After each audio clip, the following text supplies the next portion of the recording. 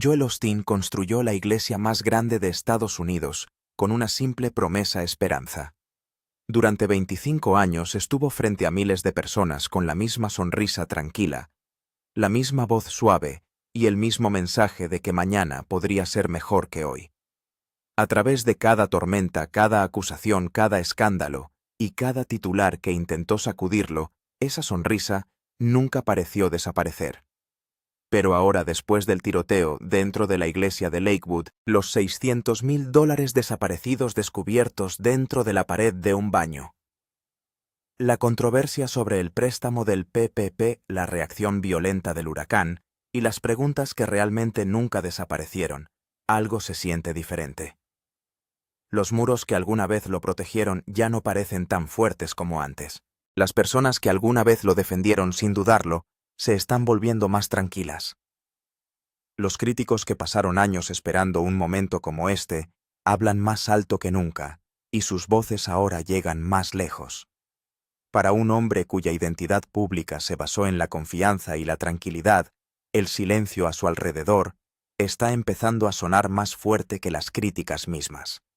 Y lo que podría venir a continuación para Joel Osteen es algo que pocas personas jamás imaginaron. Esta vez, la sonrisa puede no ser suficiente para salvarlo, pero para entender cómo sucedió eso, hay que retroceder mucho antes de que Joel subiera al escenario. Joel Osteen nació Joel Scott Osteen el 5 de marzo de 1963, en Houston, el cuarto de 5 hijos de John Osteen y Dodie Osteen. Antes de que Joel aprendiera a hablar ante una multitud, la dirección de su vida ya había sido moldeada por la fuerza de la historia de su padre. Porque John Osteen nunca fue un pastor común y corriente que llevaba una vida normal. John nació el 21 de agosto de 1921 en París y entró en el ministerio joven, convirtiéndose en ministro bautista del sur, incluso antes de cumplir los 18 años. Se tomaba en serio la teología e igualmente la autoridad, y desarrolló sólidas credenciales académicas con una licenciatura de la Universidad John Brown, una maestría del Seminario Teológico Bautista del Norte y más tarde un doctorado en divinidades de la Universidad Oral Roberts. Su imagen pública era disciplinada y respetada, pero su vida privada ya había estado marcada por las turbulencias. Se casó con su primera esposa Emma Jean Schaffer, y luego se divorció de ella mientras se desempeñaba como pastor de la Iglesia Bautista Central en Baytown, Texas. Juntos tuvieron un hijo, Justin Osteen, quien más tarde se dedicaría a la obra misional en Nueva York. Posteriormente, John se casó con Dodie el 17 de septiembre de 1954, y a partir de esa unión, comenzó a tomar forma la familia que algún día se haría famosa a nivel nacional. Al principio parecía la vida de un pastor que construye una familia en crecimiento y un ministerio estable.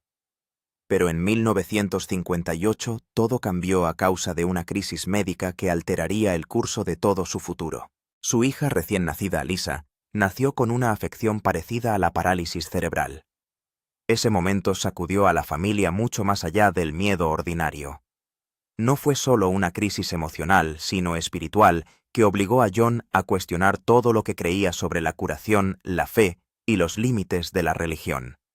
Más tarde, describió esa temporada como el momento en que experimentó lo que llamó el bautismo del Espíritu Santo. Esa experiencia cambió no solo su teología, sino la dirección de todo su ministerio. John se alejó de la doctrina tradicional de los bautistas del sur y abrazó el cristianismo carismático y finalmente abandonó la Convención Bautista del Sur por completo. No fue un ajuste pequeño, fue una redefinición completa del tipo de predicador que creía que debía llegar a ser. Esa decisión condujo directamente a la fundación de algo mucho más grande. El Día de la Madre. El 10 de mayo de 1959, John Osteen fundó lo que se convertiría en la Iglesia Lakewood, originalmente llamada Iglesia Bautista Lakewood. No comenzó en un santuario gigante con cámaras y estadios llenos. Comenzó en una tienda de alimentos abandonada polvorienta y reconvertida en las afueras del noreste de Houston, con unas 90 personas asistiendo al primer servicio. Era pequeño tosco, y poco impresionante según todos los estándares normales. Pero conllevaba el tipo de creencia que a menudo importa más que la apariencia. Al poco tiempo, la Iglesia eliminó la palabra bautista de su nombre y se volvió no denominacional, abriendo la puerta a un crecimiento más amplio y a una audiencia más amplia.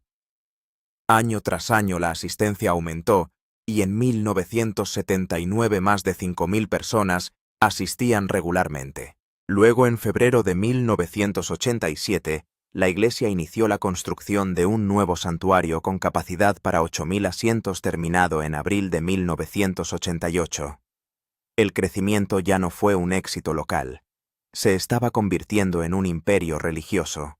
Joel creció en medio de todo esto observando la expansión, no como un extraño, sino como el hijo que estaba dentro de la máquina mientras se construía. Pero la familia Austin nunca se centró únicamente en Joel.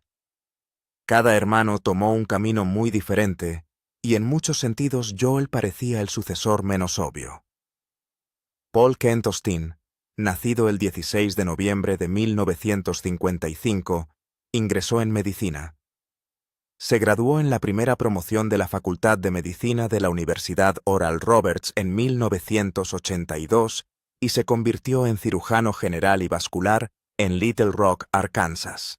Lisa Austin Cummins, nacida alrededor de 1958, sobrevivió a un ataque con bomba casera en 1990 después de abrir un paquete dirigido a su padre.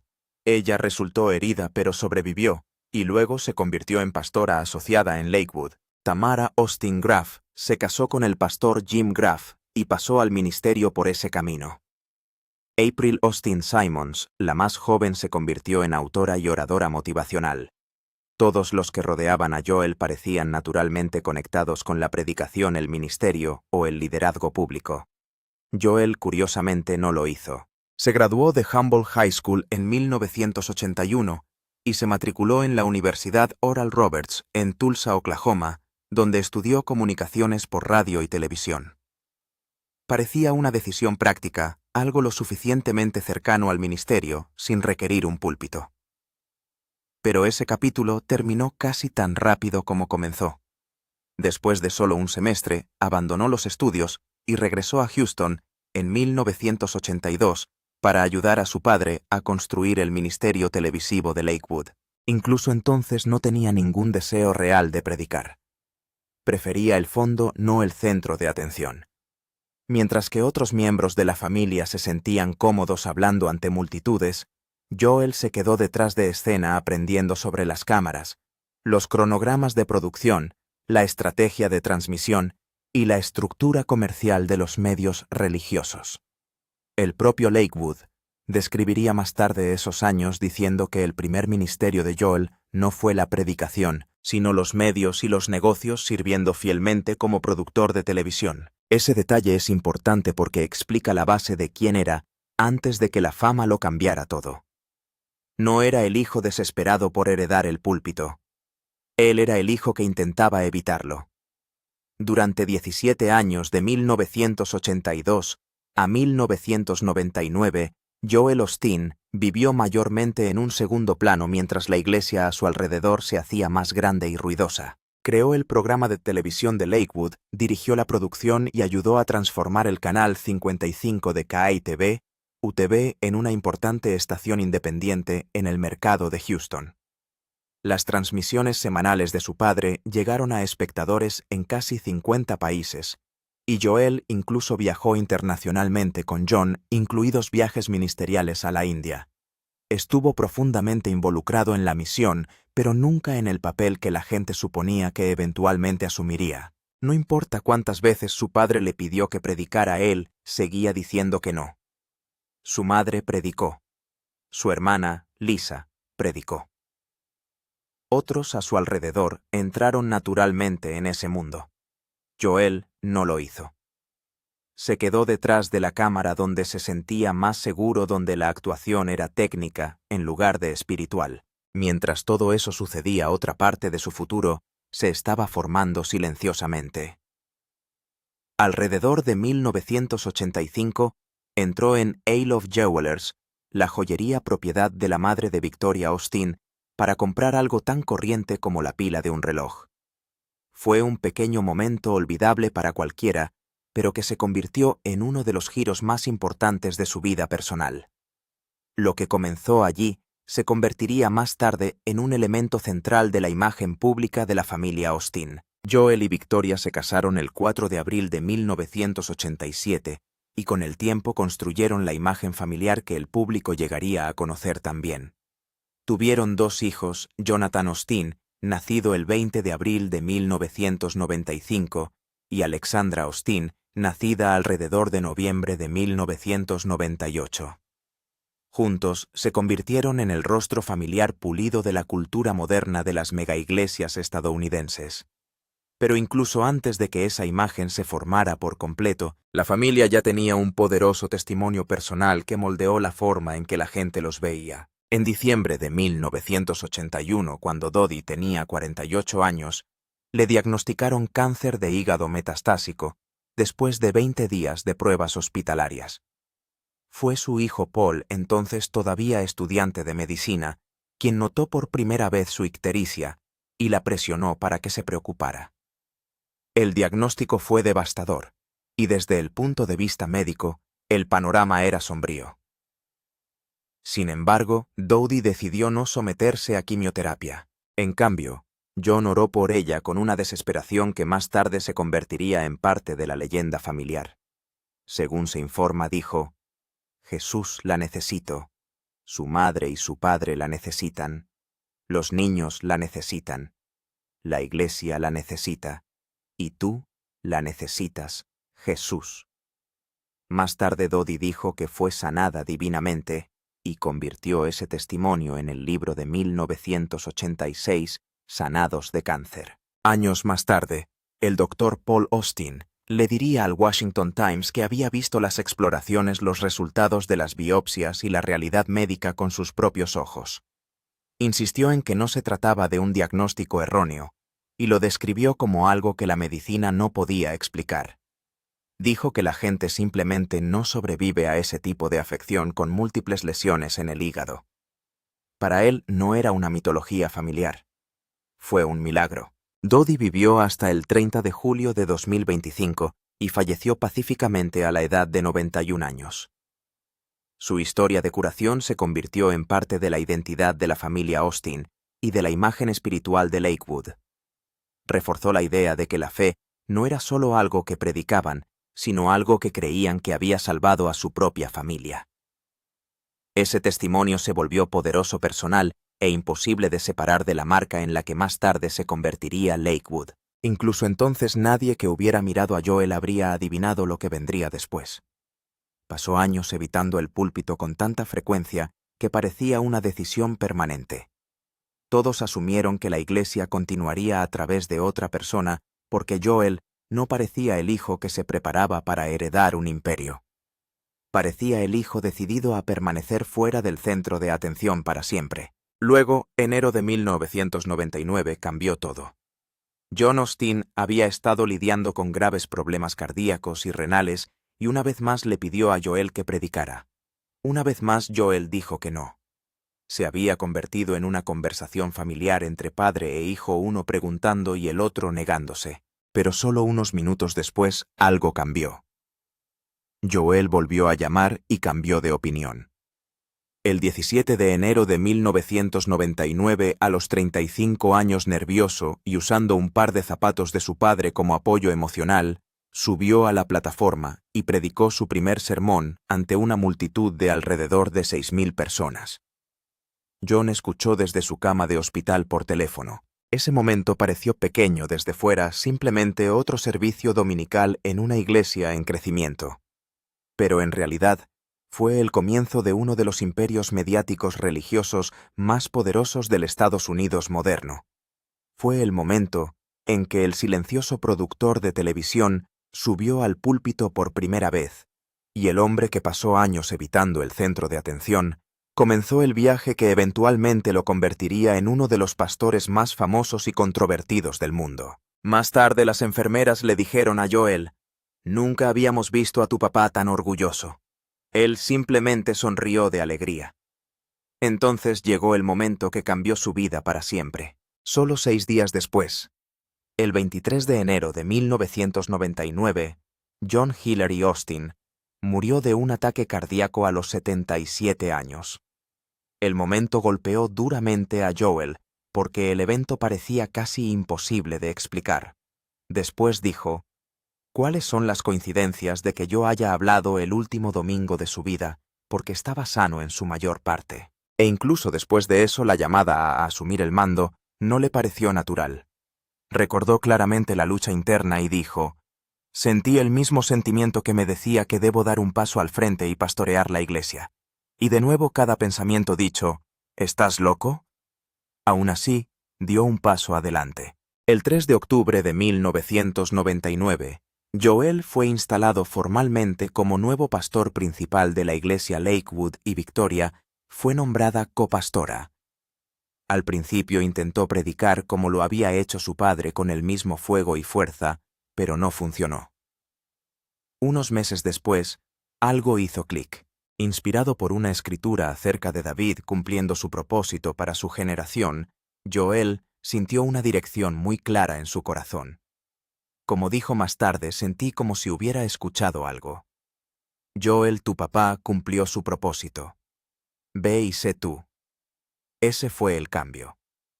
A partir de entonces, dejó de intentar sonar como John Austin y encontró su propia voz basada en la positividad, la motivación y un enfoque implacable en la esperanza. Y una vez que eso sucedió, Lakewood entró en una nueva era. Bajo Joel la iglesia creció a un ritmo que era imposible ignorar. El santuario de 8.000 asientos ya no podía albergar a la multitud, así que en diciembre de 2001, el Ayuntamiento de Houston aprobó un contrato de 30 años entre la ciudad y la iglesia Lakewood para el antiguo centro compacto, el estadio con capacidad para 16.800 asientos, donde los Houston Rockets habían jugado de 1975 a 2003, antes de mudarse al Toyota Center en octubre de 2003.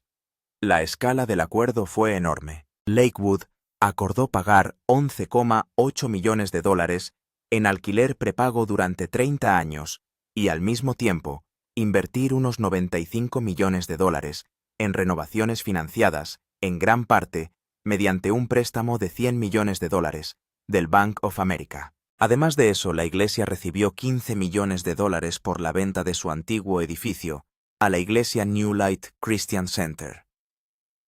Luego, el 16 de julio de 2005, Lakewood inauguró oficialmente el antiguo centro compacto como su nuevo hogar. La gran inauguración atrajo a unas 56.000 personas, y el gobernador de Texas, Rick Perry, estuvo entre los invitados destacados. El propio edificio se sumó a la imagen. Ubicada en aproximadamente 7 acres a lo largo de la autopista Southwest Freeway, la propiedad abarca 606.000 pies cuadrados y tiene capacidad para 1.600 asientos. Lakewood ahora ofrece 4 servicios en inglés y 2 servicios en español cada semana. Las estimaciones conservadoras sitúan la asistencia semanal entre 43.000 y 52.000 personas, lo que la convierte en la iglesia más grande de los Estados Unidos. La iglesia emplea a 368 miembros del personal y opera con un presupuesto anual de alrededor de 89 a 90 millones de dólares. Luego, en otro paso importante, el Ayuntamiento de Houston votó 13-2 el 31 de marzo de 2010 para vender la propiedad directamente a Lakewood por solo $7.500.000. Años más tarde, en diciembre de 2023, la iglesia finalmente pagó el préstamo de construcción de $100 millones del Bank of America y Joel, entre lágrimas, anunció ese hito desde el escenario. En ese momento, Lakewood se había convertido en mucho más que una iglesia en una ciudad. Solo su ministerio de televisión estaba costando alrededor de $25 millones al año, según los datos financieros del año fiscal 2017. Las transmisiones de Joel se transmitieron en Trinity Broadcasting Network, Daystar USA Network y en más de 200 mercados de Estados Unidos. Se estima que llegaron a 100 millones de hogares en Estados Unidos y a audiencias en más de 100 países. Su alcance en línea también se volvió enorme, con alrededor de 30 millones de seguidores en Facebook, 10 millones en X, 7 millones en Instagram y 3,6 millones de suscriptores en YouTube. A medida que su visibilidad aumentó, se produjo otra transformación a su lado. Joel Osteen ya no era solo un pastor, se convirtió en una historia de éxito editorial. Su primer libro, Your Best Life Now, 7 Steps to Living at Your Full Potential, fue publicado el 12 de octubre de 2004 por FaithWords. Debutó en el número 1 de la lista de libros más vendidos de autoayuda del New York Times, permaneció allí durante más de 2 años y vendió más de 8 millones de copias en todo el mundo. Ese libro cambió todo porque convirtió a Joel, de un pastor de una mega iglesia de Houston, en una marca nacional. Su siguiente libro importante, Become a Better You, se publicó en octubre de 2007 a través del sello de prensa libre de Simon & Schuster. Y la escala financiera fue tan sorprendente como las ventas. Los informes situaron el anticipo por encima de los $8.500.000, mientras que algunas estimaciones elevaron el total de anticipos y regalías de ese acuerdo a $13 millones. El libro tuvo una primera tirada de 4 millones de copias y también alcanzó el número 1 en la lista del New York Times. Con el tiempo, Joel publicó 7 bestsellers número 1 del New York Times: Your Best Life Now en 2004, Become a Better You en 2007, It's Your Time en 2009, Every Day of Friday en 2011, I Declare en 2012, The Power of I Am en 2015 y Think Better Life Better en 2016. En total, ha publicado más de 25 libros, incluidos títulos recientes como Pray, negrita en enero de 2025 y elegida en julio de 2025. A medida que ese lado de su carrera se expandía, Joel tomó una decisión que se convirtió en uno de los detalles de su imagen pública más comentados. En 2005, anunció que dejaría de recibir su salario anual de $200,000 de la iglesia Lakewood. A partir de entonces, mantendría su estilo de vida a través de regalías de libros honorarios por conferencias, supuestamente alrededor de $50,000 por aparición exterior, y otras empresas mediáticas. En 2013, le dijo al Christian Post: «Mi sueño siempre fue poder trabajar aquí y servir en el ministerio, y no tener que cobrar un salario.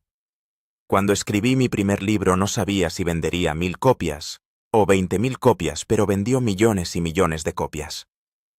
Esa decisión solo atrajo más atención sobre su riqueza.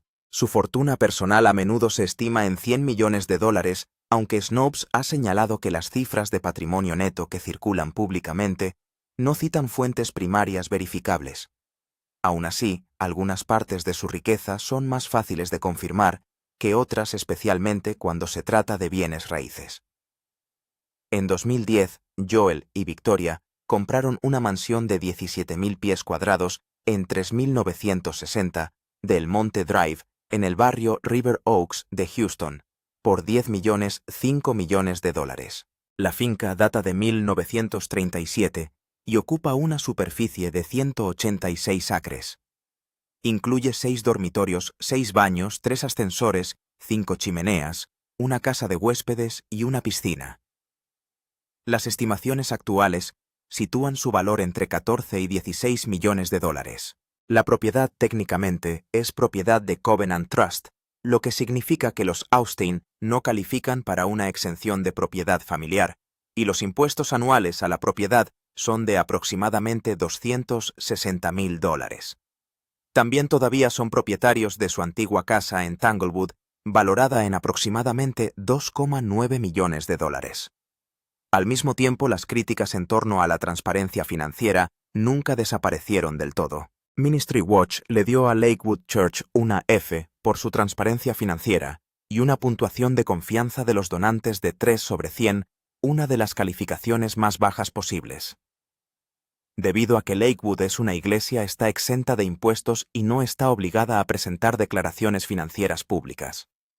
Los informes del Houston Chronicle y el Financial Times dijeron que menos del 1,5% de los fondos de Lakewood se destinaron a causas benéficas, lo que ascendió a aproximadamente 1,2 millones de dólares de los 89 millones de dólares de ingresos del año fiscal 2017. Y aunque Joel suele proyectar en público una seguridad tranquila y sonriente, su familia no ha evitado la controversia. Una de las historias más importantes que involucraron a los Austin no surgió de un escenario o una iglesia, sino de un avión.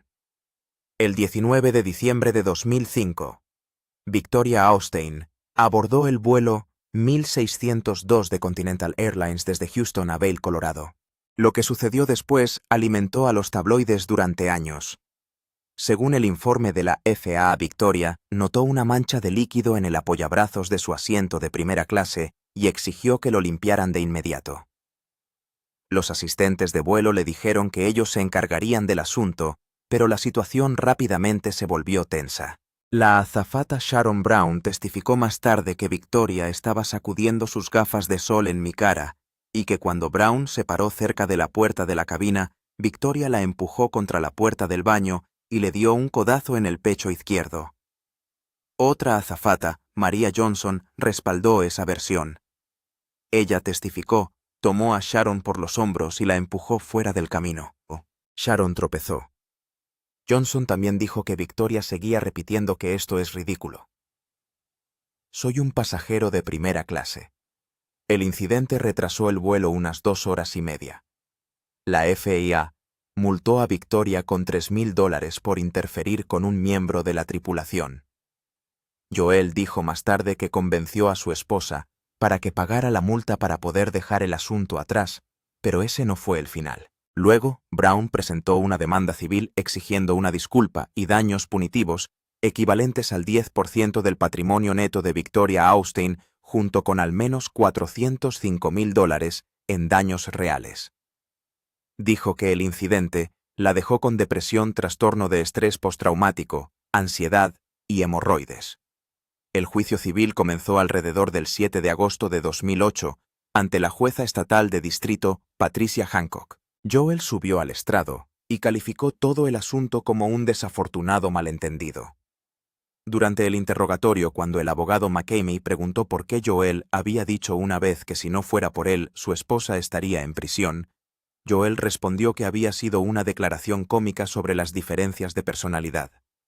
En un momento durante el testimonio, Brown llamó a Victoria el diablo y describió la iglesia Lakewood como una secta. Luego entró otro giro en el caso cuando una ex azafata de Continental testificó mediante una declaración en video que Brown la había acusado falsamente de golpearla y empujarla en un incidente similar en 1995.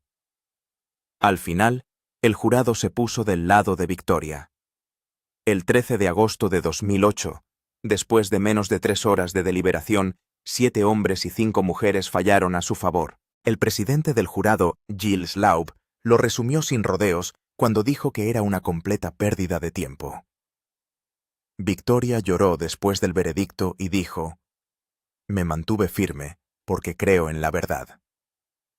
Una de las líneas más agudas provino de Michael Horton, profesor de teología en el seminario de Westminster, California, durante un segmento de 60 minutos de CBS que se emitió el 14 de octubre de 2007. Horton dijo: «Creo que es un evangelio de algodón de azúcar». Luego explicó lo que quería decir. En su opinión, el mensaje de Austin podría reducirse a esto: Dios es amable, tú eres amable, sé amable. Horton argumentó que Austin manejaba las escrituras como una galleta de la fortuna, sacando promesas alegres y predicciones personales que hacían que la gente se sintiera bien, pero ignoraba lo que la Biblia en realidad estaba tratando de decir.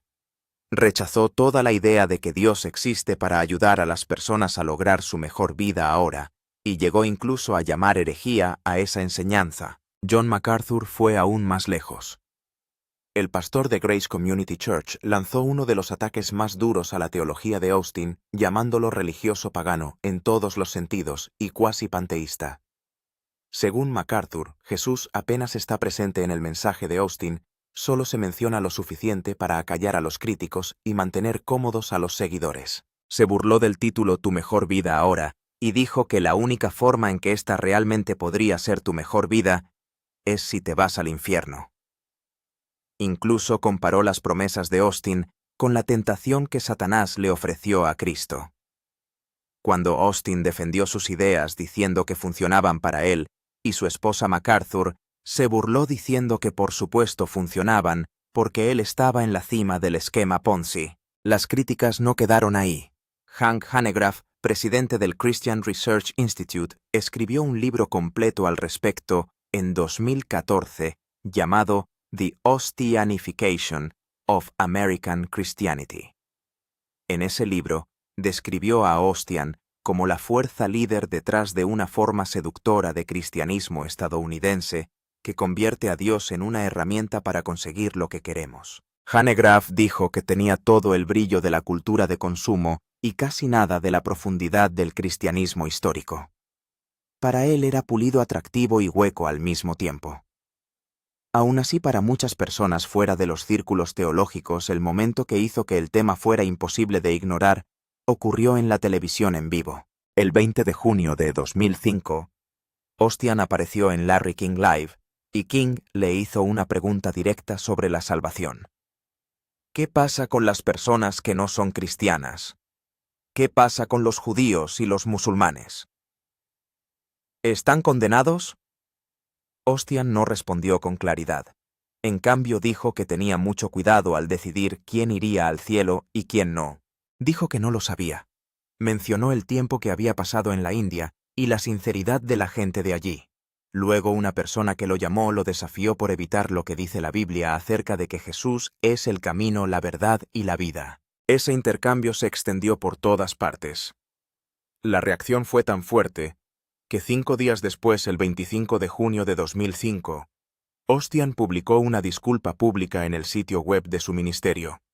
Dijo que nunca había sido su deseo o intención dejar dudas sobre lo que creía o a quién servía. Declaró claramente que creía con todo su corazón que la vida eterna viene solo a través de Cristo.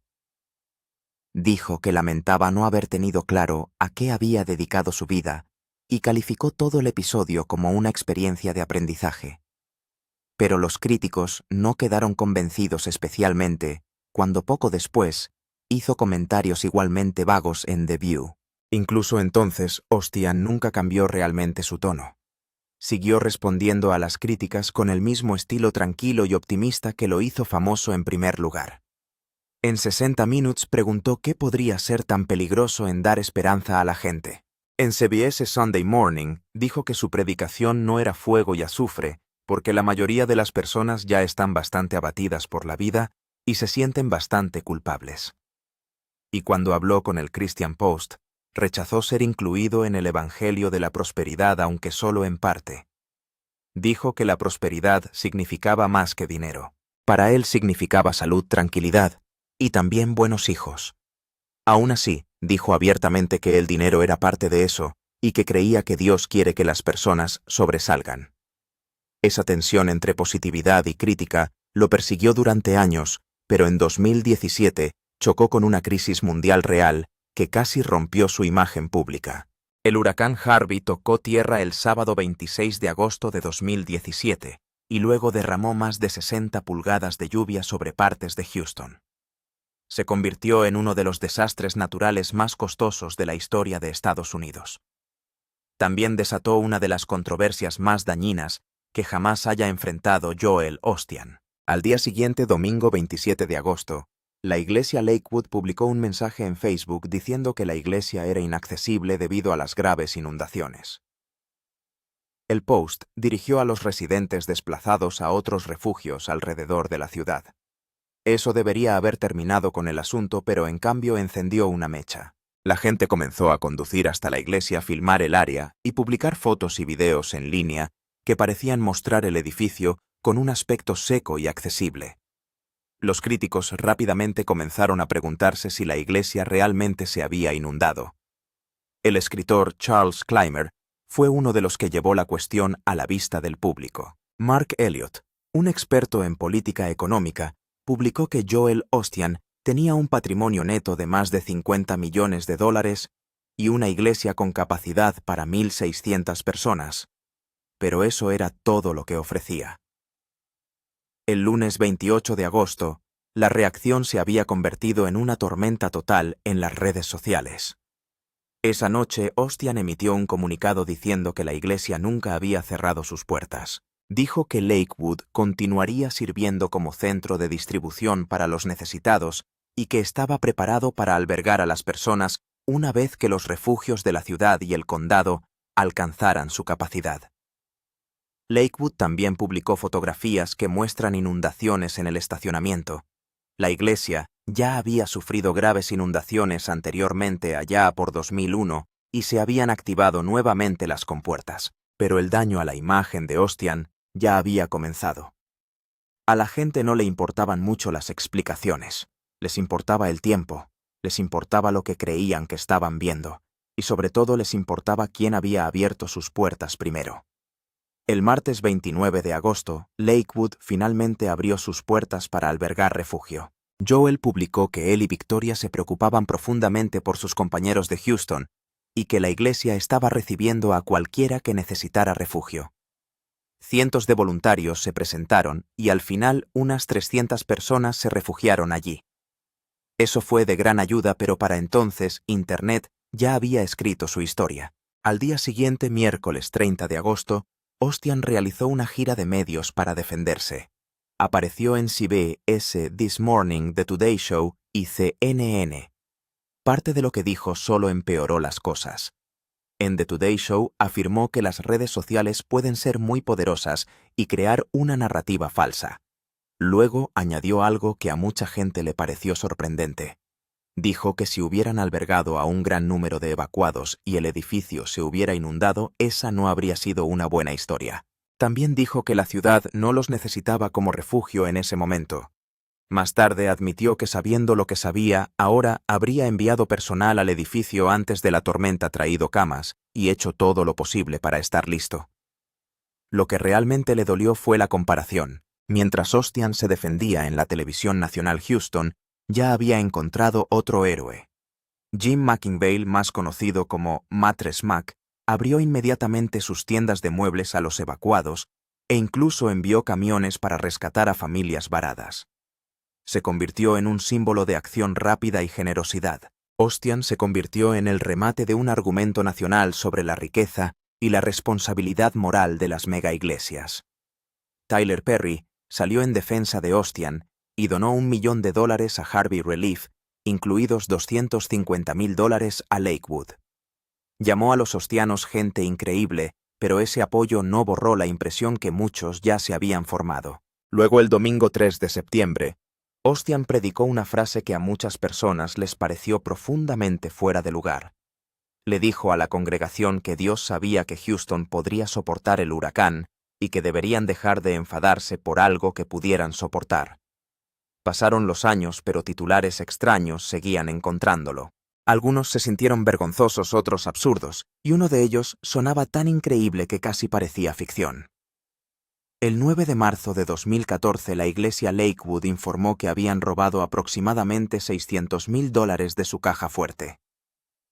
El monto incluía $200,000 en efectivo y $400,000 en cheques, todos provenientes de contribuciones entregadas los días 8 y 9 de marzo. Crime Stoppers de Houston ofreció una recompensa de $25,000, de los cuales $5,000 provenían de Crime Stoppers y $20,000 del propio Lakewood. Nunca nadie fue arrestado. El dinero robado fue asegurado y la iglesia cobró la reclamación. Luego, más de 7 años después, el 10 de noviembre de 2021, un plomero llamado Justin Cowley estaba arreglando un inodoro suelto en un baño público familiar en la iglesia Lakewood. Lo que ocurrió después sonó casi ridículo. Quitó algunas baldosas, apartó el aislamiento y de repente unos 500 sobres cayeron de la pared. Cowley describió más tarde el momento en que llamó a The Morning Bullpen, un programa de radio presentado por George Lindsay en 100,3 de Bull, el 2 de diciembre de 2021. Dijo que había un inodoro suelto en la pared. Quitaron las baldosas, fueron a quitar el inodoro, y cuando apartó el aislamiento cayeron unos 500 sobres. Su reacción fue inmediata y sencilla. «Oh, vaya». Esos sobres contenían dinero en efectivo, cheques y giros postales. La policía de Houston confirmó más tarde que la evidencia de los cheques recuperados sugería que el descubrimiento estaba relacionado con el informe de robo del 9 de marzo de 2014. Aún así, la cantidad exacta recuperada nunca se anunció oficialmente. Don Alof, un alto ejecutivo de Lakewood, ofreció una posible explicación. Dijo que el baño era público, pero que era de un solo uso, y que el techo se podía sacar desde adentro.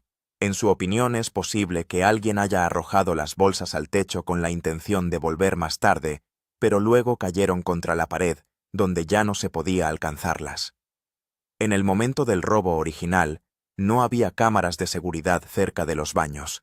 Para entonces ya no importaba desde el punto de vista legal, porque el plazo de prescripción ya había prescrito. No podrían seguir cargos criminales.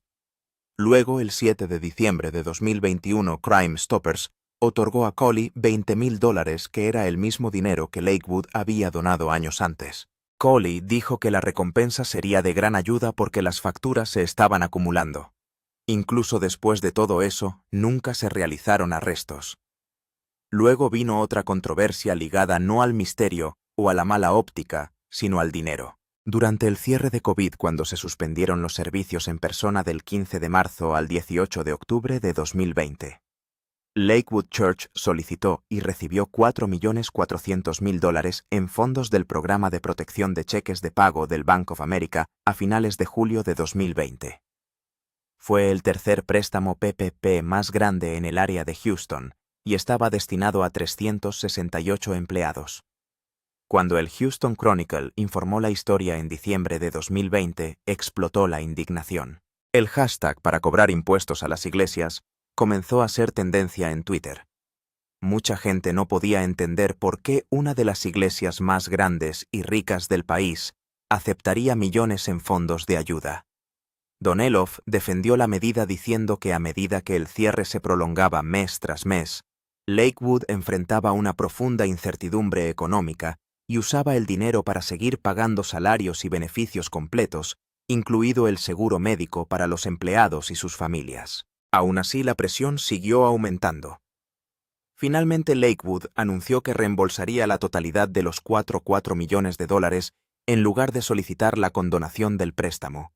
Y luego, en febrero de 2024, la historia pasó de la controversia al horror.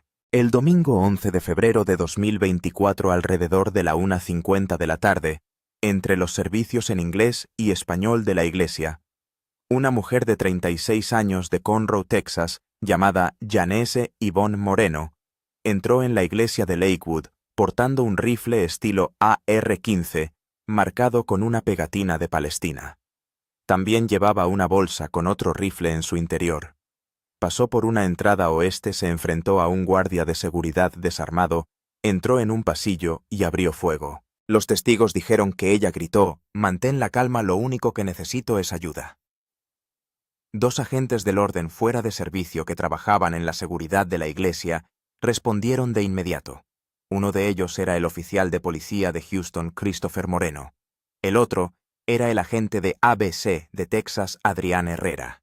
Ellos respondieron al fuego. Janice Moreno fue asesinada y declarada muerta a las 14:07 horas. Pero la peor parte de la historia no terminó con el tirador. Su hijo de 7 años, Samuel Moreno Carranza, recibió un disparo en la cabeza. Lo llevaron de urgencia al Texas Children's Hospital, donde los médicos lucharon por salvarlo mediante 5 cirugías cerebrales. Perdió parte de su lóbulo frontal. Los cirujanos le extirparon la mitad del lado derecho del cráneo. Sufrió un paro cardíaco varias veces. Los médicos dijeron las desgarradoras palabras que definirían la magnitud del daño: «Sam nunca volverá a ser Sam». Un transeúnte de 57 años también recibió un disparo en la cadera y fue puesto en libertad al día siguiente. Posteriormente surgieron detalles que hicieron que todo el evento fuera aún más inquietante. El tirador tenía antecedentes documentados de esquizofrenia. Todavía podía comprar legalmente el AR-15 en diciembre de 2023, a pesar de intervenciones anteriores de salud mental. Su ex-suegra, el rabino Wally Carranza, dijo que la tragedia había sido predecible y evitable. Austin, hablando con la prensa en la conmoción del momento, dijo que estaban devastados y añadió que podría haber sido mucho peor.